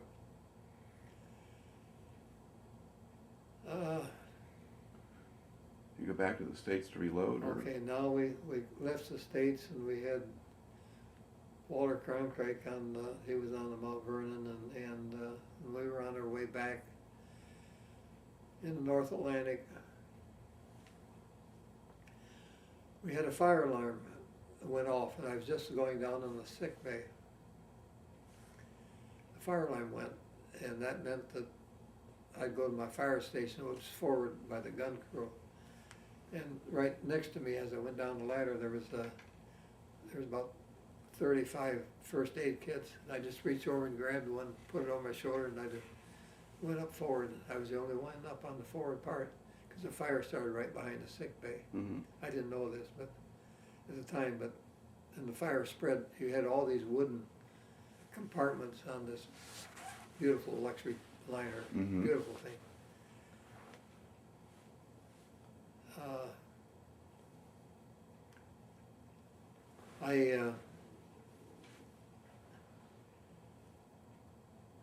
I went forward, and the bow went in. It wasn't a bad day. I mean, it was not too much of a breeze, but the bow would end up in there's no engine running.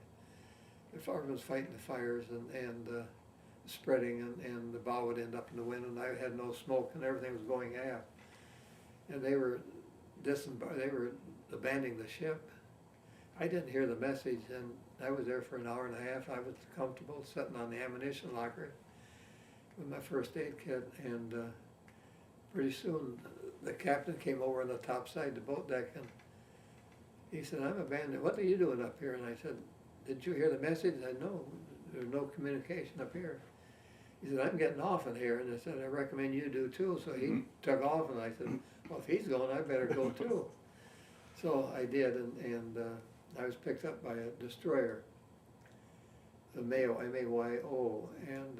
Did you just jump over the side, or...? No, we had ladders down, and so I went down the ladder, and I had to jump the last few feet, but... And the captain of our ship was on this Mayo, and so had nothing to do, and they'd give me a blanket, so I slept on top side, but I used my first aid kit for the pillow, and it was hard. Oh God, it was hard, and we got through the night. But also I had a CO2 cartridge life belt, which was new, Mm-hmm. and not one of these big K-Pock things. Yeah. And someone had, during the night, had taken that from me, and it was missing. I mean, how they did it, I don't know. I might have been tired, exhausted, whatever Yeah. had happened, long day and this and that, but I lost that, and so while I was sitting there, I said, no, got nothing else to do. I looked at my first aid kit. I was shocked. The first aid kit was nothing but solid narcotics, morphine and codeine, solid tablets, commercial. It had come out of our safe that was in the surgical room. I just, why, what's going on? But we had brought back like 1,500 workers, civil workers that worked on the airport at Iceland, and they'd been paid off there in cash, and they had millions of dollars. And while they were on, and we were coming back towards the States, we had there was all kinds of gambling going on, poker, and oh God, Mm-hmm. big money. And I'd won quite a bit of money in playing poker, and I said I'm not going to get that back, and they did. So it was a learning experience, and there were professionals on board that group, and they had dice games that the dice were loaded, and there's no way you're going to win. Mm-hmm. So it was, but the narcotic thing, I said, whoever got these narcotics started the fire. They were going to sell. There were probably $1 million more worth of solid narcotics there, or Mm-hmm. more. So I'm sitting there evaluating, and I said, what am I going to, I said, I'll go see the captain on the mail. I said, I can't be sitting here with these things. So I got request to see the captain. I went to the bridge, and then my dungarees, my old dungarees over it. And he, when I told him my story, my story, he said, I want no part of this. That's your baby. I don't want no part of this Mm-hmm. narcotic. No. So I left the bridge. I said, what am I going to do? Throw him over? I said, they know I've got him. Mm-hmm. Everyone on the bridge know I've got him now, that I've got narcotics. And I didn't feel real safe, but I slept with him, and when we got down to the States, I had no ID on me because I'd left, I'd rushed out. I had no wallet, I had no ID or nothing, Mhm. and didn't have my dog tags. I didn't wear them, and they sent me to Ellis Island to be identified. So I went to Ellis Island. I was there for about a week. My old dungarees, and Mhm. oil dungarees, and dirty, no shave. And I said, well, maybe I better go see the captain here. Maybe I can get him. I've still got these damn Mhm. narcotics. I went to him and I got the same result. That's your baby. I don't want Mhm. any part of this. So now what am I going to do? So finally, can I use your phone? Can I call the medical supply depot in Brooklyn? Mm-hmm. Because I had talked to them before. I mean, they didn't know me, but they thought I was a nut, and I said, no, I'm not a nut. Can you send a car to the Ellis Island and pick me up? And I got a load of narcotics that I want to get out of my hands. I don't want to throw them overside, because everyone knows I've got them. So I got to the medical supply depot in Brooklyn, and they inventoried. I said, I want an inventory. Well, we don't know what we started, I know, but I want to, it's a full case, Mm-hmm. big first aid kit, so they inventoried it. They accepted them, so I got rid of them finally, but Mhm. the fire started, and it was, whoever it was, someone in our department that started the fire. They wouldn't listen to me, no one on board the ship. And did the ship sink? And it didn't ship, it was a burned out Hawk. Okay. I lost everything. I lost my Model 52 Winchester target rifle. The doctor and I were both target shooters, and we would go ashore and shoot master targets. So it was quite a loss, but the story. But no one ever followed up on this. Why it got, and I had everything, all the information, but no one followed up on it. So, All right. So, so when was this now that you've gotten back to the States and you're there in New York? Are we still in 42? in New York, we're in 40. Or 43 by now, or still No, 42? we lost it in October of 42. I think it was October Probably, 42, yeah. September, October 42. Okay. But I gotta go back one story about when we were hauling British troops. And the general of the 18th Army, he was on our ship, and he was my first patient. And I remember seeing him in the door, and he was a tall fella. And he said, "This is great to have an American dentist work on me." And Dollar Keller was over there, hit me in the back with his elbow, and he said, "It's so great I hear that the American dentists are far superior to our English dentists." And they said, "This is going to be great, this is great." So I got my chair, and I did whatever I had to do. I wasn't uncomfortable. And then he said, "I haven't seen you up in the wardroom." He said, "I'd like to buy you a drink." They had their own bar. And this was, I've never heard of this before. Their custom, and they kept their custom, even on an American ship. And I said, "I haven't seen you." I said, "Okay." Her general said, "I'm so busy with you, going to be so busy, because I've got 6,000 British troops I got to take care of. And I'm going to be pretty busy." And he said, "Well, if you get up there, I want to buy you a drink." And so "You deserve it." And he congratulated me, and that was the end of that. But so I got to thank you, but I never did get to enjoy their custom that doesn't exist on our ships. Okay.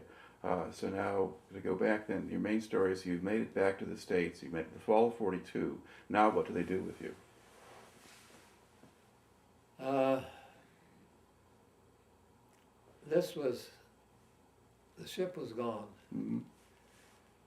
And I was sent to Pier 92, it's a receiving ship. I'm still in my dungarees. Not shaven, have no gear and no pay records. I don't have a dime in my pocket. And they don't know who I'm in yet, other than I kept pleading with them, said I'm so-and-so and so-and-so, and I didn't even have my name in my dungarees. But I guess they finally agreed that I was who I was, and I sent to Pier 92. And I was on report every day. I'd go to the captain's mast and I'd, "Give me some clothes, please." They had no pay records or nothing, but finally I did get records. And they had work parties, and I was so bored, and they said, "Don't volunteer for anything." And I said, "Well, I got to get off, do something." I was inactive, and I finally I still had my old dungarees. I wouldn't get rid of them. And so I volunteered for something, and I didn't know what I was going to get. It was a volunteer for the World Series, the shore patrol.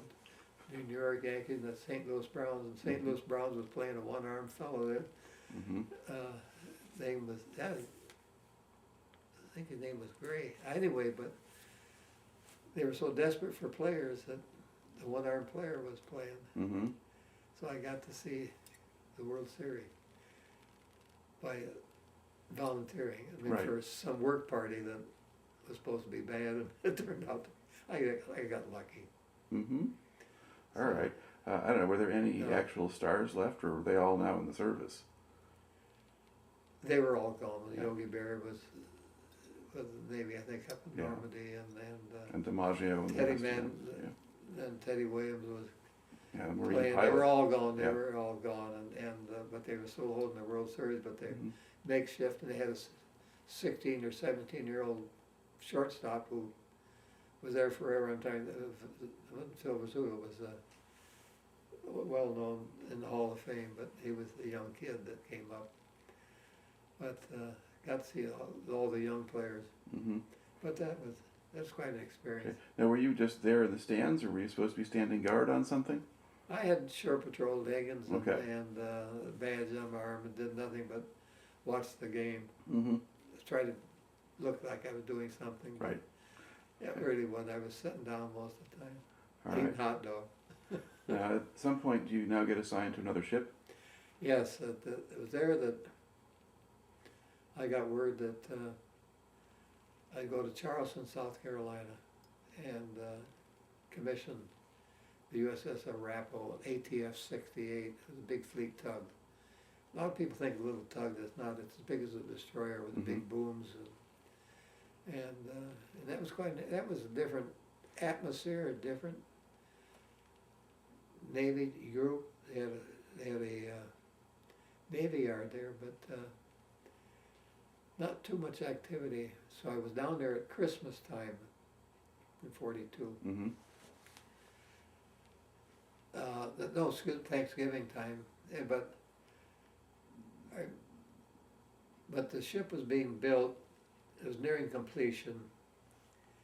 But I was working over in the Navy Yard, helping a doctor over there, and in fact, I was doing all these physicals, and he'd be gone, and I'd sign his name, and I'd do it all, and hiring anyone and everyone, and so it was not a problem, and so. But then going ashore, I started telling the story about that. Different city. It was a real racial city, and we had blacks in the Navy Yard, and for them to go into Charleston, it was very difficult.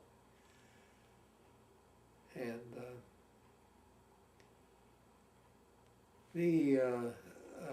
and there were many signs in yards, dogs and sailors stay off our yards, and we'd have to take the bus into town and we'd take the bus back in the evening. And there wasn't that much to do, but white man didn't have too much problem, but you were still a sailor, and you were looked down on, but it was a little different. And well, we got by, but we'd have to do battles because on the way back in the evening, there'd be gangs of whites out, and we'd have blacks on board, and so it'd be confrontations and a lot of yelling and battles too, and we'd all get back. No one would leave no one was really hurt to speak of. Okay, so they weren't shooting at you at least? No, it was just swinging and yelling and shouting and odd names, but it was something else, and something I'd never experienced. It was strange to me, and it was hard to be tolerant. So when did they launch the Arapaho? It was in about late November, December of 40. It's 42. Going into 43. I think the first time we went to sea was a skeleton crew. Not many people on board, just yard workmen, and I went aboard, and we'd also taken aboard, we'd gotten 5 ensigns. They were our officer crew. We also got one tugboat sailor from New York who was a Lieutenant J.G., had been on a little tugboat. He was our first lieutenant, and we had a good chief engineer, warrant officer, very good. No, he's a chief petty officer at that time. And we had a captain by the name of Wooten, W-O-T-A-N, very nice old gentleman, white-haired, lieutenant. But we went to sea that one day, loaded light, riding high. And that night we took 2 torpedoes underneath the bow. It was set too deep. We were big haul, but we were riding high, no supplies on board. They were set too deep, and I got called to the bridge, and the captain had problems. he told me, he said, I can't take this. Mhm. And so when we got back, I had to take him off the bridge, put him in his cabin. We came right back, and I took him to the hospital, and that was the last I ever saw him, because Mhm. he admitted, he said, I can't do this. So then we got a new captain by the name of C.B. Lee, and he was a JG, Lieutenant JG, and very capable and very knowledgeable, and a younger man, and he'd been in about 30 years, but he was sharp and did well. Had a lot of confidence in him. But our 5 ensigns, one was in a week longer than the other, so he became the executive officer. Now we had a lot of, amongst the chiefs, myself, we had to train him. Mhm. And but we finally found out we did too good of a job. But we helped him and all the other officers, but Alexander, a young Jewish boy, very capable, went to Columbia, and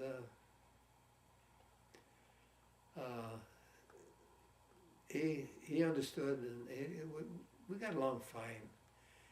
And but there's a story I want to bring out later that I'll come up to. Well, okay. But in the meantime, so you had what was essentially kind of a shakedown cruise that's Very abbreviated. brief, but then after Wooten left and we got more of a crew and this and that way, we went out to sea for a couple of days. But the first time out, Mhm. 2 torpedoes under it, Yeah. and we lost the captain. Right. But it was a learning experience. I'd set up this. I had my own surgery on board the ship, pharmacy, in all one room, but it was, had my office, and it was right to the other side, right across from the chief's quarters were right across from there, and the officers' quarters were up forward of me, and so I was central in there, and it was good, and but now I'm on independent duty and by myself, so now I get to display my talents or Mhm. see if I can handle it. Okay. So there was not a doctor on board No, the no, ship? I'm all by No, myself. you were it. I was it. How many men in the crew? There were about 130, 40, and maybe 8, 9 officers, and but I'd learned to disperse medical equipment. I mean, I had 6 or 8 stations there where I had put up special lockers, and but I did learn out in the Pacific that I had the morphine. I mean, I have to have morphine syringe and all of it. You couldn't lock them up, but it was vulnerable because we would lose narcotics. Mm-hmm. But we still had to have them in there because you get these traumatic injuries and you had to have something to sedate the patient. Right. But there was a lot of responsibility. I had a lot of inspecting the food, inspecting the new products come aboard, and there are times when we'd have to use potassium permanganate. We were in Spain or someplace, or North Africa, we'd get local vegetables and we'd have to soak them in potassium permanganate and clean them up pretty good, and watch the canned goods and supplies, and do inspections on the ship quarterly and monthly, and make reports for the Bureau, and so it wasn't just taking care of the sick call and this and that. It was a lot of other things to do, and make out reports, and the thing was that there were no portholes. They had ventilation systems on board the ship, but at nighttime we would darken the ship, so we had to batten all the hatches and all the doors, and to darken the ship, and so that meant circulation. And sometimes in the Pacific, our temperature would be 125 degrees. That's what we were living in and sleeping in at night. We couldn't have the ports open, and he would be sleeping in total sweat, everything but. And he'd get up, he would be not rested. Could people sleep on deck? that we slept on top side, most of us. Mm-hmm. We'd have our spot and they'd fight over that spot. That was, and get someone new on board. Mm-hmm. And in the case they had to find a spot to sleep. It was almost impossible, but we'd sleep on top side. All right. Now, once the Arapaho was ready to go, so when do you actually leave port to actually go someplace? Well, we had our orders. We left. Our first duty was to go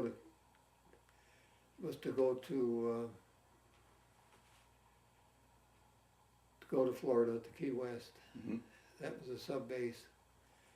We lost one of our submarines down there, and all hands, and so we went down there. That was the first duty, was to go down and try to locate it, which we didn't do. Also, when we were there, Harry Truman, the vice president, this was his key. This is where he would go. Air conditioning was not existing at that time, Mm-hmm. and so there was nothing air conditioned. We didn't have it. It hadn't been invented, I don't think. But he would open windows, but he enjoyed it down there, and I'd seen him down there, but never met him. But Mm-hmm. I knew he was there, and he had guards and all this and that. But that was his favorite spot. Mm-hmm. But we didn't stay there too long, and from there, then we picked up a dry dock and went through Panama Canal and headed west to the Pacific Ocean. Okay. Excuse me, I take that back. Go to North Africa. We went to North Africa Mm-hmm. before we went there, And you said you picked up a dry dock. Now, this was later on. I mean, Okay, we went we go to North there, Africa to first. Key West, and then we went to North Africa. And a lot of confusion. We got there, and a lot of the battles had been over. We got there late, and on the way to North Africa, we ran into a hurricane right off the coast. We didn't have good weather reporting, Mm-hmm. and we had a lot of troops. We had maybe 50,000 troops with us. And we had on LCI small, oh God, they were small, they could only carry maybe. And it was so uncomfortable in that hurricane, and finally we sought refuge in Bermuda. And went there and for respite. And when we got in there, we were towing a ship that had broken down, and we got in, they took account. We got out of this hurricane, and we said, oh God, this is great. And when they took account, they said, we're missing a ship. So we had to go back out into this hurricane, and we were out there 2 days, and we found a 10,000-ton ship dead in the water, and we brought it back. And whoever was doing the count, they apologized, said that we didn't make a miscount. They said, point is, what do we got here? And that ship will never realize how lucky they were dead in the water. And I don't know the registry of it or what happened, but I didn't know the total story of what happened. But I made a comment to what I wrote. I said, all that come to mind is the Bermuda Triangle, things, the curious things that happened. There, What you we saved found. someone from it. Yeah. All right. And then, so now, once that passes, then you kind of go back and head for North Africa again? Yeah, we ended up in North Africa, and we got all the troops there, and we ended up in the Mediterranean, and being new, we got in the wrong areas, and we shouldn't belong, and we almost got sunk by a British mosquito bomber, one of these all wooden twin engine. Yeah. They came over, and we, oh boy, it was in attack mode, and we were where we weren't supposed to be, and we didn't know it, and but we were waving arms and this and that. But anyway, he finally acknowledged the point that it's accident. So we were ordered into Gibraltar, and that was a new experience because Gibraltar had all these eye ties of the Italian bombers coming in, they were frogmen, they put mines on the ships. The way of combating it was the British they dropped depth charges sporadically all through the night, so you didn't have much sleep. You'd have the whoops, and ship would vibrate and this and that, and I never got over on at Gibraltar. Mhm. They said people went over and said nothing but a bunch of monkeys over there, and but we were getting our food from Spain, and I'd have to soak all the vegetables and potassium permanganate, and our bread was a great big round, great big solid basketball. You could hardly cut it with a knife, and so it was something new, but we were very happy to get out of Gibraltar, and then we went to Casablanca Mm-hmm. to wait for the AK-10. And what was that? That was a big supply ship. It had been torpedoed, and you know, we missed it, but we had a lot of casualties in North Africa. We asked for please, French, don't, we're coming in to be your saviors, but there are a lot of free French, or not free French, but Vichy French that were there, and they put up the battles, and there were a lot of dissension between the Americans and the Vichy French, and we could sense it when we got there, but we were in Casablanca, and I'd had 3 years of French in school, and I could read it, I'd talk it, but I had a hard, I mean, every time I'd speak French, they'd laugh at me. And the natives and Mm-hmm. the French natives, and they'd laugh at me, and I'd get upset. And I could read their papers and understand them, but I said, what's going on? Why you laugh at me? He said, you speak in a very high Parisian French. I said, I taught French in a little town in Buchanan, Michigan. Mrs. Weaver, I don't think she'd ever been out of this. Mm-hmm. But what she was taught, I was taught, and it was high Parisian, and anyway, but they laughed, and we got along, but we left there and came back to the States hauling the Almac AK-10, Mm-hmm. and we never left. We were in general quarters the whole way because we were on submarine attacked all the way. Did you have escorts? Pardon? Were you with a convoy? No, all by ourselves. Okay. All by ourselves, hauling this 10,000-ton ship. The submarines would catch up at night. They'd come to the surface, and we'd have one little PC or a DE, and they'd run out of fuel and some depth charges. Someone else would come over and take over the duties, but the submarines would catch up to us at daylight. At night they'd get on the surface, and we could haul a 10,000-ton ship at 10 knots. Mm-hmm. But we could only make about 18 by ourselves, that we were heavily geared, diesel electric. Right. And so we did make it back, but I never left my dungarees in 15 days. We were all the fellows were 4 hours on and 4 hours off, and have to do their duties, and everyone was just bushed and tired. And Did the submarines actually attack you, or would they be chased off? they'd be chased off. I don't remember. We were never hit, and I don't remember seeing any torpedo wakes, Mm-hmm. but it was a constant. Right. They were there. We knew they were there. Okay. And now